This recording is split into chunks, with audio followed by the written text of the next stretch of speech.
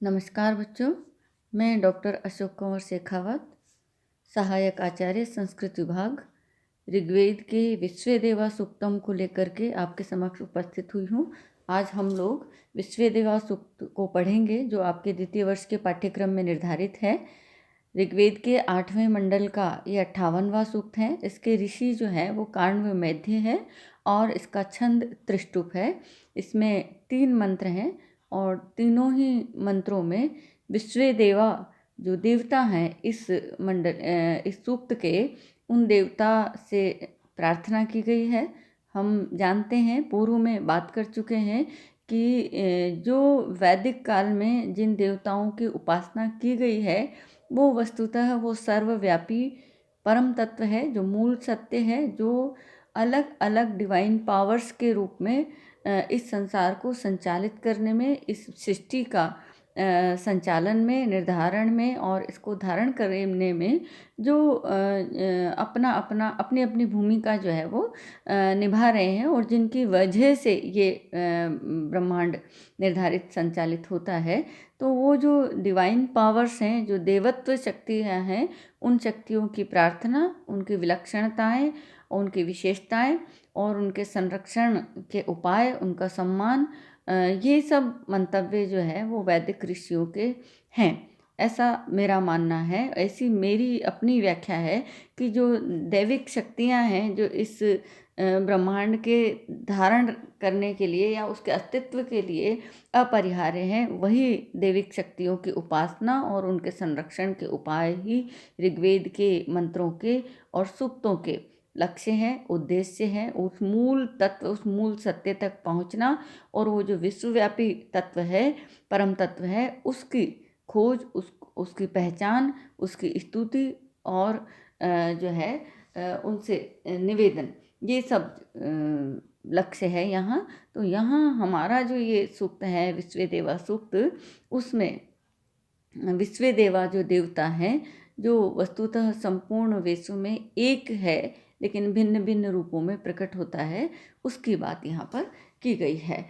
तो देखें, इसके 3 जो मंत्र हैं उनमें से प्रथम मंत्र है यम ऋत्विजो बहुधा कल्पयन्तः सचेतसो यज्ञम इमं वहन्ति यो अनुचानो ब्राह्मणो युक्त आसीत कास्वित तत्र यजमानस्य संवित्। तो देखिए, जैसे कि हम बात कर रहे थे कि एक ही है वो शक्ति, लेकिन उसको हम अलग अलग तरीके से, या जो ऋषि हैं वो अलग अलग तरीके से, या जो ऋत्विज जो हैं वो अलग अलग तरीके से उसको कल्पना करते हैं, उसकी परिकल्पना करते हैं, उसको मानते हैं। तो उसी बात को कह रहे हैं कि यम ऋत्विज बहुधा कल्पयन्तः सचेतसः यज्ञम इमं वहन्ति। यम जिसको, और जिसको, किसको, नीचे नीचे की पंक्ति में देखिए, इमम, यम इमम, जिस, इसको, ऋत्विज, ऋत्विज, जो ऋत्विज हैं, जो यज्ञ करने वाले हैं। और ऋत्विज कैसे? सचेतस, सचेतस यानी जिनके चेत समान है, जिनके चित्त समान है। समानम चेतः येषां ते इति सचेतसः, जो सचेत हैं, जो समान चित्त वाले हैं या समान चेतना वाले हैं, ऐसे ऋत्विजः, ऋत्विज, यम इमम, जिस इसको किसको? यज्ञ को, यम इमम यज्ञम, जिस यज्ञ को बहुधा कल्पयन्तः, अनेक प्रकार से परिकल्पना करते हुए, अनेक प्रकार से व्याख्या करते हुए, वहन्ति, धारण करते हैं। जिस यज्ञ को सचेतस ऋषि, सचेतस ऋत्विज अनेक प्रकार से परिकल्पना करते हुए धारण करते हैं। और यो अनुचानो ब्राह्मणो युक्त आसीत कास्वित तत्र यजमानस्य संवित्, यो, और जो अनुचानः, अनुचानः में अनु उपसर्ग है बच्चों, वच धातु है, व का उ संप्रसारण होता है और यहाँ पर जो है कानच प्रत्यय है, कानच का आन शेष रहता है। अनुचानः यानी उसका अनुचान से यहाँ तात्पर्य है वैसे तो पढ़ने वाला या कहने वाला, लेकिन यहाँ जो स्वयं ज्ञान धारण करता है और उसको फिर कहता है, तब उसको कहते हैं अनुचानः। यानी वो स्वयं के पास जो ज्ञान है उसको दूसरों के लिए कहता है, दूसरों को बताता है, दूसरों को उस ज्ञान का उच्चारण करता है या वितरण करता है, तो उसको अनुचान कहा जाता है। तो अनुचानः, यो अनुचानः, जो ज्ञान वितरित करते हुए या उसके ज्ञान की व्याख्या करते हुए, या जो जो भी ज्ञान है, जो भी वेद है, उसको जानने वाला और उसका वितरण करने वाला, उसको समाज में संप्रेषित करने वाला जो ऋत्विज है, जो ऋषि हैं, यानी कि जो वेदों का ज्ञान रखने वाले, जो सत्य का ज्ञान रखने वाले, उन सारी दिव्य अलौकिक शक्तियों का ज्ञान रखने वाले जो ब्राह्मण है वो, तो यह अनुचानः ब्राह्मणः, जो ज्ञान का वितरण करने वाला, ज्ञान की व्याख्या करने वाला, ज्ञान को बताने वाला ब्राह्मणः, जो ब्राह्मण है वो कैसा है?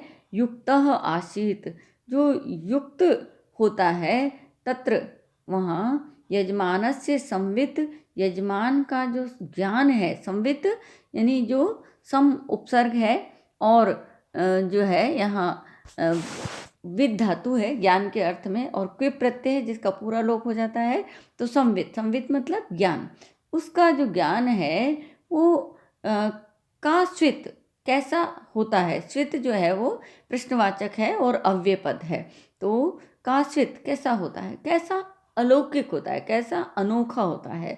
जिसके पास ज्ञान होता है, जो उसका वितरण करता है, तो उसका ज्ञान कितना अलौकिक होता है, अनोखा होता है। तो यहाँ जो है बात कर रहे हैं कि जो ऋत्विज उस यज्ञ को अनेक प्रकार से परिकल्पना करते हुए धारण करते हैं, और जो ब्राह्मण इस ज्ञान का वितरण करने वाला, जो इस ज्ञान से युक्त होता है, उसका ज्ञान कितना असाधारण अलौकिक होता है। तो यहाँ देखिए कि जो बात कही जा रही है वो ये है कि एक ही समान चित्त वाले या विचारधारा वाले जो यज्ञ करने वाले लोग हैं, वो जन कल्याणकारी यज्ञ को अनेक प्रकार से व्याख्या करते हुए धारण करते हैं, और जो उस ब्रह्म ज्ञान को धारण करता है और लोगों को उसे बताता है, तो उस ब्रह्म ज्ञानी का जो सुख है वो कितना असाधारण अलौकिक होता है, इस बात को यहाँ कहा गया है। तो दो बातें हैं कि एक, वो जो ऋत्विज हैं वो उस सत्य की अनेक प्रकार से व्याख्या करते हैं, इसका मतलब ये है कि वो एक ही है और उसको अनेक प्रकार से परिकल्पना करते हुए वो धारण करते हैं, उसकी व्याख्या करते हैं। और यज्ञ की बात की जा रही है यहाँ पर। जो यज्ञ है उसको हमने पहले भी बात की है कि जो दृढ़ संकल्प लेकर के जिस किसी लक्ष्य की प्राप्ति के लिए निरंतर प्रयत्न किया जाता है, तो वो जो लक्ष्य है, जो फल है, फल प्राप्ति का जो लक्ष्य है वही यज्ञ है। तो वो जो यज्ञ है वो कैसा है? जन कल्याणकारी है। इस जन कल्याणकारी यज्ञ को समान चित्त वाले, समान चेतना वाले, समान सोच विचारधारा वाले जो लोग हैं वो अनेक प्रकार से व्याख्या करते हुए वो धारण करते हैं। यानी कि वो इस यज्ञ की अनेक प्रकार से व्याख्या करते हैं, इसका मतलब इस यज्ञ के अनेक आयामों को जानते हैं और जानते हुए वो सारे आयामों को सबके लिए स्पष्ट करते हैं। इसलिए बहुधा कल्पयन्तः, अनेक प्रकार से परिकल्पना करते हुए जो सचेतस जो ऋत्विज हैं वो इस यज्ञ को धारण करते हैं, और जो उस ज्ञान को बताने वाला जो ब्राह्मण है, जो उस ज्ञान से युक्त है, उस यजमान का जो संवित यानी कि जो ज्ञान है वो कितना अनोखा होता है। यानी वो असाधारण सुखप्रद होता है ज्ञान को धारण करना और ज्ञान का वितरण करना। तो ज्ञान को धारण करना ही महत्वपूर्ण नहीं है, ज्ञान को जो बांटता है उसका सुख कितना अलौकिक होता है। तो ज्ञान रखने के लिए नहीं है, ज्ञान बांटने के लिए है। तो जो ज्ञान बांटता है वो बांटने का सुख कितना अनोखा है। तो कह रहे हैं कि जो सचेतस ऋत्विज हैं वो उस ज्ञान को अनेक प्रकार से धारण करते हैं, और जो जो ब्राह्मण उस ज्ञान से युक्त होता है और जो उसको अनुचाना यानी उसको वितरण करता है, बताता है, वो ब्राह्मण उस यजमान का जो ज्ञान है वो कितना अलौकिक होता है। तो इसको एक बार अन्वय के साथ देखिए कि सचेत सह, समान चेतना वाले, समान चित्त वाले, समान ज्ञान वाले, समान विचार और भाव वाले ऋत्विज, उस यज्ञ को करने वाले जो ऋत्विक हैं वो इमं यज्ञम, इमं यम इमं यज्ञम, इस यज्ञ को बहुधा कल्पयन्तः, अनेक प्रकार से परिकल्पना करते हुए, अनेक प्रकार से व्याख्या करते हुए वहन्ति धारण करते हैं। और यह अनुचानः ब्राह्मणः युक्त आसीत्, और जो इस ज्ञान को उच्चारण करने वाला, ज्ञान को बताने वाला, ज्ञान को धारण करने वाला जो यजमान, जो ब्राह्मण है, जो इस ज्ञान से युक्त है, तो उस तत्र यजमानस्य संवित, उस यजमान का, वहाँ उस यजमान का संवित जो ज्ञान है वो कास्वित कैसा होता है, कैसा होता है मतलब अलौकिक होता है, असाधारण होता है। ये बात जो है यहाँ पर कही गई है। तो एक बार देखें, समान चित्त वाले, समान विचारधारा वाले, समान भावना वाले, समान जन कल्याणकारी भाव वाले, या चित्त को, चेतना को, या उस परम सत्य जो है उसको जानने वाले जो ऋत्विज हैं, उस यज्ञ को अनेक प्रकार से परिकल्पना करते हुए, अनेक प्रकार से व्याख्या करते हुए, अनेक आयामों को जानते हुए इस यज्ञ को धारण करते हैं।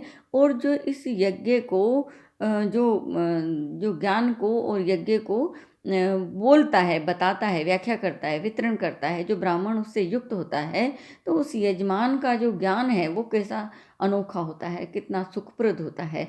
तो एक समान और विचारधारा रखने वाले, यज्ञ करने वाले लोग जिस जन कल्याणकारी यज्ञ तत्व को अनेक प्रकार से व्याख्या करते हुए धारण करते हैं, और जो उस वेद को, ज्ञान को धारण करता है और उसका वितरण करता है, उस यजमान का ज्ञान भला किस प्रकार से असाधारण रूप से आनंद देने वाला, अनोखा, अलौकिक होता है, इस बात को यहाँ पर ऋषि कह रहे हैं। तो वो ये कह रहे हैं कि एक ही यज्ञ को समान चित्त वाले ऋत्विज अनेक प्रकार से परिकल्पना करते हुए धारण करते हैं, और जो इसको धारण करता है और जो इसका वितरण करता है, उस यजमान का आनंद कितना अनोखा होता है।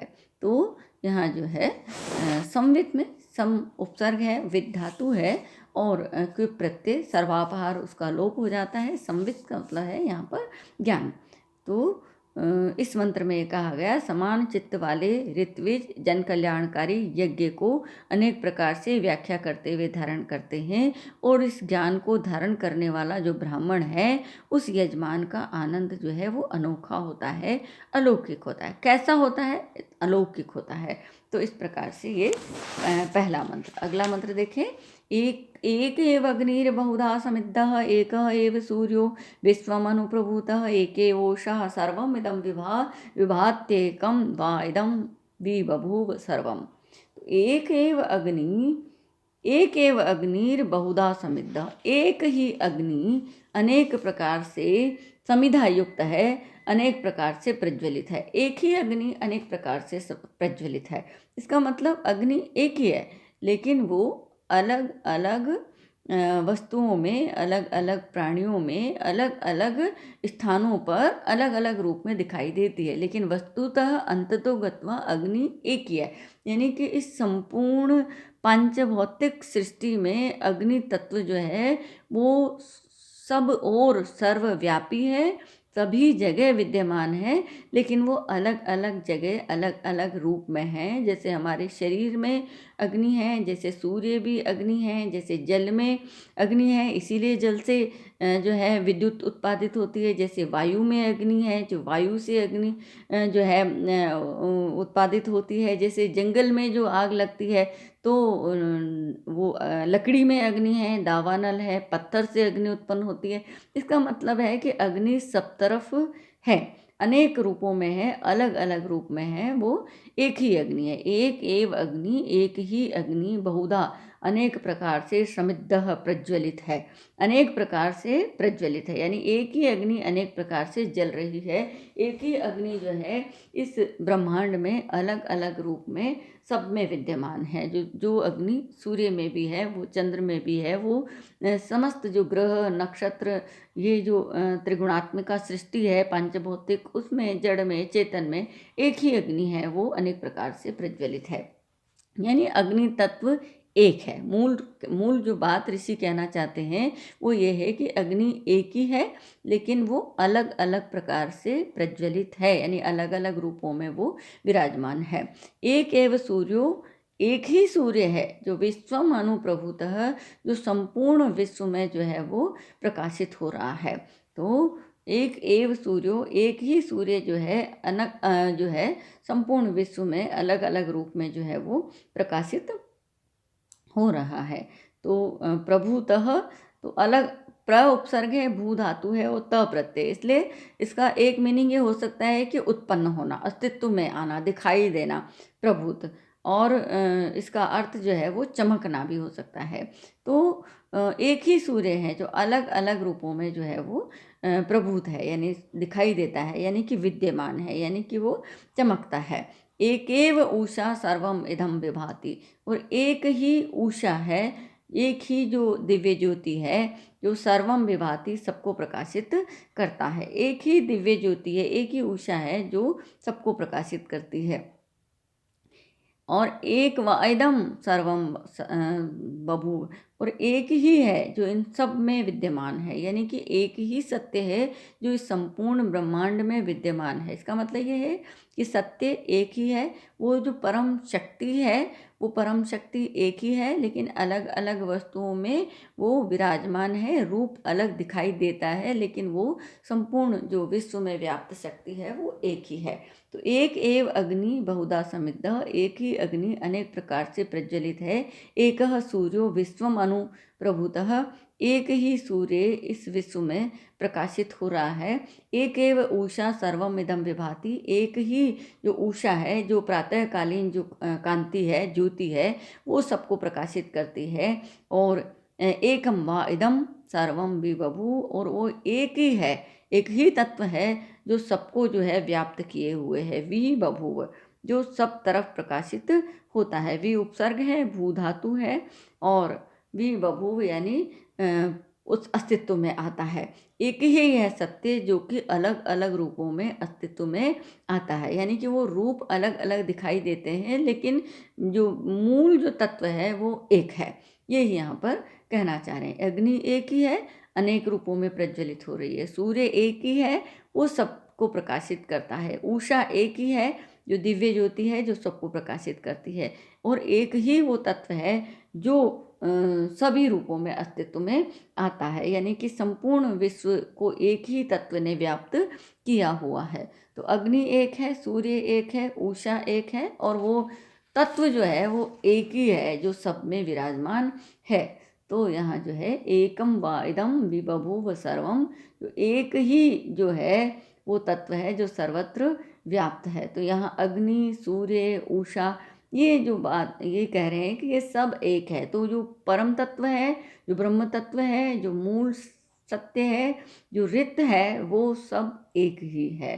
तो अलग अलग रूप दिखाई देते हैं, लेकिन वस्तुतः अंततो गत्वा मूल रूप से वो एक ही है जो सृष्टि में अनेक रूपों में, नाना रूपों में दिखाई देता है। इस मंत्र में इस बात को कहा गया है।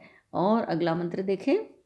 ज्योतिष्मन्तं केतुमन्तं त्रिचक्रं सुखं रथं सुसदं भूरिवारं चित्रामधा यस्य योगे अधिजज्ञे तं वाम हुवे अतिरिक्तम पिबध्य। तो यहाँ जो है वो कह रहे हैं रथम हवे, रथ का आह्वान करता हूँ, मैं रथ का आह्वान करता हूँ। तो यहाँ जो है रथ जो पद है वो श्लेष पद है, और यहाँ जो श्लेष पद है वो परमात्मा के लिए भी प्रयुक्त हुआ है।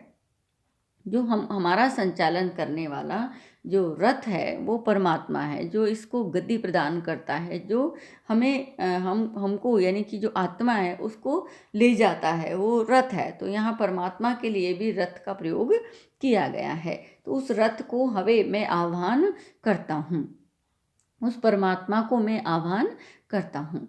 तो मैं रथ का आह्वान करता हूँ, तो रथ का अर्थ परमात्मा है श्लिष्ट पद होने के कारण, तो मैं परमात्मा का आह्वान करता हूँ। अब वो जो विशेषण हैं वो रथ में लगेंगे और वो परमात्मा में भी लगेंगे।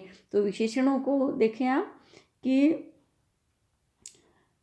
ज्योतिष्मंतम यानी ज्योति से युक्त, यानी कि प्रकाश से युक्त, तेज से युक्त। केतुमंतम पताका से युक्त, ध्वजा से युक्त। त्रिचक्रम तीन पहियों से युक्त।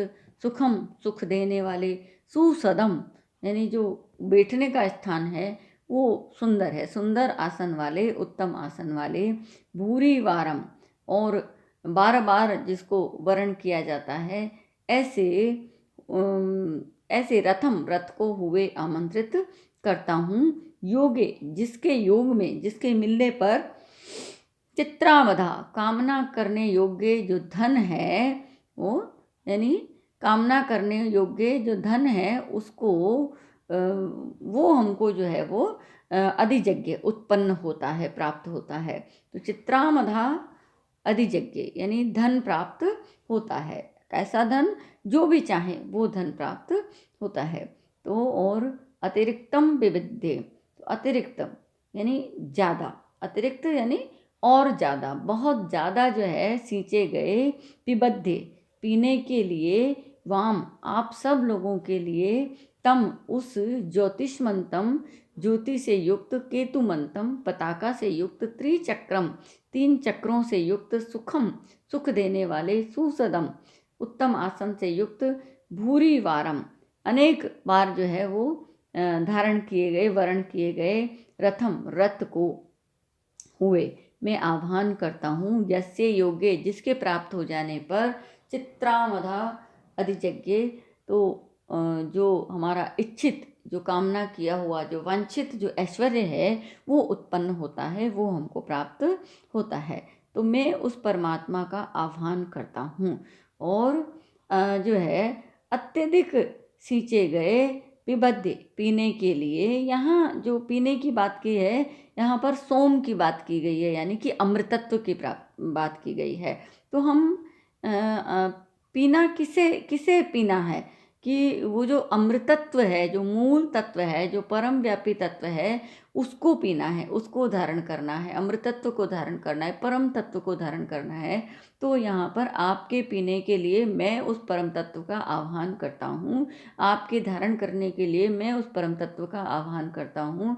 आप उस परम तत्व को, सत्य को, अमृतत्व को, अमरता को पिए, यानी कि उसको धारण करें, जिसको पीने पर, जिसको मिलने पर, जिसका संयोग होने पर सब प्रकार का ऐश्वर्य और समृद्धि प्राप्त हो जाती है। तो देखें कि अतिरिक्तम अत्यधिक सींचे गए, पिबध्य पीने के लिए, वाम आप सब लोगों के लिए, तो अत्यधिक सींचे गए आप सबके पीने के लिए वो जो सोम रस है उसको, ज्योतिष्मंतम ज्योति से युक्त यानी कि प्रकाश और तेज से युक्त, केतुमंतम यानी पताका से युक्त, त्रिचक्रम तीन चक्रों से युक्त, सुखम सुख से युक्त, सुसदम और सुंदर आसन से युक्त, भूरी वारम अनेक बार वर्ण किए गए, रथम रथ को हुए मैं आमंत्रित करता हूँ। यस्य योगे, जिसके मिलने पर, चित्रामधा अधिजज्ञ यानी ऐश्वर्य प्राप्त होता है, इच्छित ऐश्वर्य प्राप्त होता है। तो जिस रथ का प्राणी बार बार वर्ण करता है, इसलिए भूरी वारम।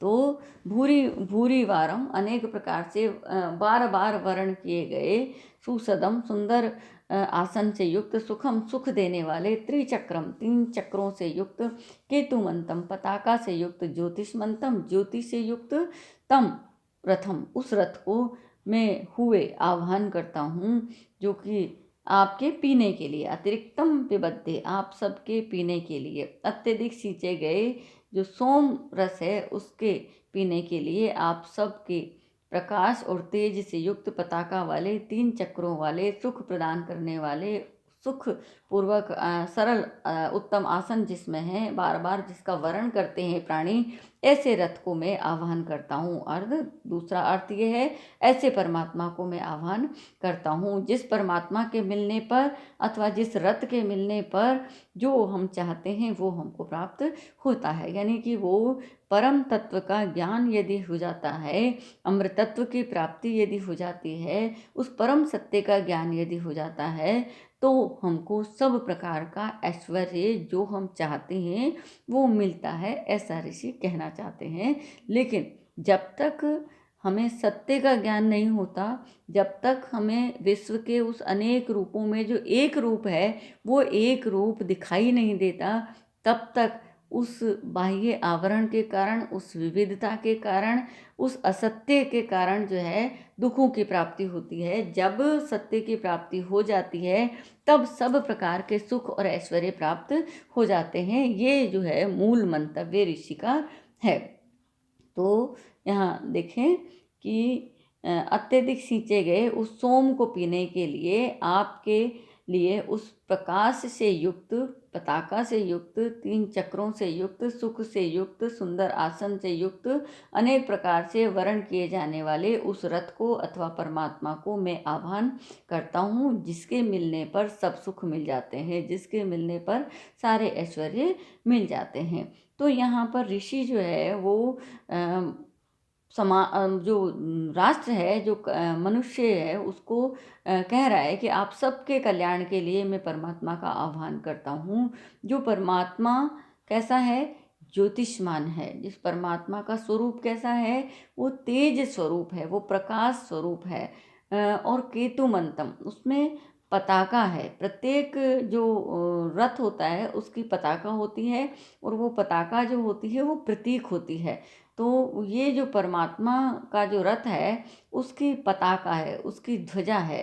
तो वो जो ध्वजा है वो फहरा रही है उस ध्वजा से युक्त, जो उसका लक्षण है त्रिचक्रम, और 3 जो है वो चक्र है, 3 उसके पहिए हैं जो उसका संचालन करते हैं। ये संपूर्ण सृष्टि जो है वो त्रिगुणात्मिका सृष्टि है। तो सत्व, रजस और तमस, ये तीनों जो इसके पार्ट है वो इसको संचालित करते हैं।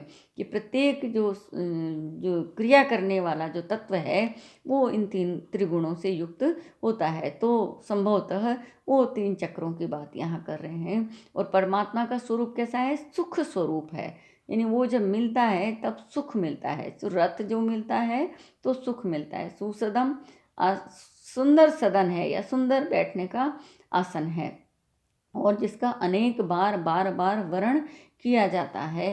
परमात्मा जो है जब हम जीवन में आते हैं बार बार जो है वो उसको शरीर को धारण करते हैं, बार बार इस जीवन को धारण करते हैं। तो ऐसा बार बार जिसका वर्ण किया जाता है, ऐसा रथ जो है उसको मैं आह्वान करता हूँ। इसका आप जो है वो एक बार यदि ज्ञान प्राप्त कर ले, सॉरी, और एक बार यदि आपको इस सत्य का ज्ञान हो जाएगा तब आपको समस्त ऐश्वर्य प्राप्ति हो जाएगी। तो यहाँ जो है वो कह रहे हैं विश्व देवा जो देवता हैं उनके लिए कह रहे हैं कि वो एक ही है। वो संपूर्ण विश्व में, संपूर्ण ब्रह्मांड में, समस्त रूपों में वो विद्यमान है। मैं उनका आह्वान आपके लिए करता हूँ, और ऐसा आह्वान करता हूँ जिससे कि आपको सोम तत्व की, जिससे कि आपको अमृत तत्व की प्राप्ति होगी, सारे ऐश्वर्यों की प्राप्ति होगी। तो यहाँ अतिरिक्तम विबद्धे, अत्यधिक सींचे गए वो सोम को पीने के लिए, वाम आप लोगों के लिए, तम उस ज्योतिषमंतम, ज्योतिष से युक्त, केतुमंतम पताका अथवा ध्वजा से युक्त, त्रिचक्रम 3 चक्रों से युक्त, सुख से युक्त, सुंदर आसन से युक्त, अनेक प्रकार बार बार वर्ण किए हुए रथम, उस रथ को अथवा परमात्मा को हुए आह्वान करता हूँ। यस्य योगे, जिसके योग में, जिसके मिल जाने पर चित्रामदा अधिजज्ञे, अनेक प्रकार की संपत्तियाँ या आकांक्षाएं पूर्ण हो जाती हैं। तो चित्रम मधम, चित्र जो है विचित्र, अलौकिक, और मधम यानी धन। तो अनेक प्रकार का धन जो है वो, अलौकिक प्रकार का धन जो है वो प्राप्त हो जाता है, लक्ष्मी प्राप्त हो जाती है, ऐश्वर्य प्राप्त हो जाता है। यज्ञ यानी उत्पन्न हो जाता है। पिबद्दे यानी पा धातु है, और तुम उनके अर्थ में अद्य प्रत्यय है, पीने के लिए। वाम जो है वो आप लोगों के लिए कहा गया है अर्थ यहाँ पर वैदिक व्याकरण के अनुसार। तो यहाँ जो है ये मंत्र है, और इन तीनों ही मंत्रों में जो है वो त्रिष्टुप छंद है। तो यहाँ देखिए कि आप सब लोगों के लिए पीने के लिए, सोम रस के पान के लिए उस ज्योति युक्त, पताका युक्त, 3 चक्रों से युक्त, सुख से युक्त, सुंदर आसन से युक्त, अनेक बार किए गए वर्ण से युक्त उस रथ को मैं आह्वान करता हूँ, जिस रथ को अथवा जिस परमात्मा के प्राप्त हो जाने पर अनेक प्रकार का सुख, समृद्धि, ऐश्वर्य, लक्ष्मी प्राप्त हो जाती है, किसी प्रकार का कोई कष्ट दुख नहीं रहता है। तो इस प्रकार के परमात्मा को मैं आह्वान करता हूँ। तो इस तरीके से जो ऋषि हैं, जो काण्व ऋषि जो है, काण्व मैध्य, वो जो है विश्वेदेवा, जो परमात्मा है, वो जो परम तत्व है, जो एक ही तत्व है, उसका एक ही स्वरूप है, और उसका ज्ञान प्राप्त होने पर कोई कुछ प्राप्त करना शेष नहीं रहता है, उसके बारे में यहाँ पर बता रहे हैं कि एक सत्य है, उसको अनेक प्रकार से कहते हैं। जैसे एकम सद विप्रा बहुधा वदंती, यानी सत्य एक ही है, विप्र उसको अलग अलग प्रकार से व्याख्या करते हैं, उसके आयाम अलग अलग है, उसको अलग अलग तरीके से देखते हैं। तो कह रहे हैं कि एक ही तत्व है। तो पहले मंत्र में उन्होंने कहा कि समान चित्त वाले ऋत्विज जिस यज्ञ को अनेक प्रकार से परिकल्पना करते हुए धारण करते हैं, और जिसको धारण करने वाला और वितरण करने वाला जो ब्राह्मण है, उसका आनंद अलौकिक होता है। दूसरे मंत्र में कहते हैं कि एक ही अग्नि है, अनेक प्रकार से प्रज्वलित हो रही है, एक ही सूर्य है, संपूर्ण विश्व को प्रकाशित कर रहा है, एक ही उषा है जो दिव्य दिव्य ज्योति है, प्रातःकाल में सबको अलौकिक रूप से आभासित करती है, प्रकाशित करती है, और एक ही तत्व है जिसने सबको व्याप्त कर रखा है। और वो जो रथ है, वो जो परमात्मा है, उसको मैं आपके लिए आह्वान कर रहा हूँ, जो परमात्मा प्रकाश से युक्त, पताका से युक्त, 3 चक्रों से युक्त, सुख से युक्त, सुंदर आसन से युक्त, 12 वर्ण किया जाने वाला है, और जिसके प्राप्त होने पर सारी विलक्षण ऐश्वर्य संपदा आदि मिल जाती है, ऐसे उस परमात्मा को मैं आपके लिए आह्वान करता हूँ। तो ऐसा जो है वो काण्व मध्य कह रहे हैं। इन तीनों मंत्रों में उसी प्रकार से विश्वव्यापी उस परम तत्व का व्याख्यान, आराधन, उपासना की गई है, और ये प्रार्थना की गई है कि उसको यदि प्राप्त कर ले हम, जो संपूर्ण विश्व की समस्त शक्तियों में अलग अलग रूपों में व्याप्त होते हुए अंततो गत्वा एक ही रूप में है, यदि उस स्वरूप को जान लेते हैं, तो फिर सब प्रकार के ऐश्वर्य, सारा सुख प्राप्त हो जाता है। तो इस प्रकार से ये तीनों मंत्र हैं। आज के लिए इतना ही। अगला जो सूक्त है वो हम आगे के व्याख्यान में पढ़ेंगे। धन्यवाद।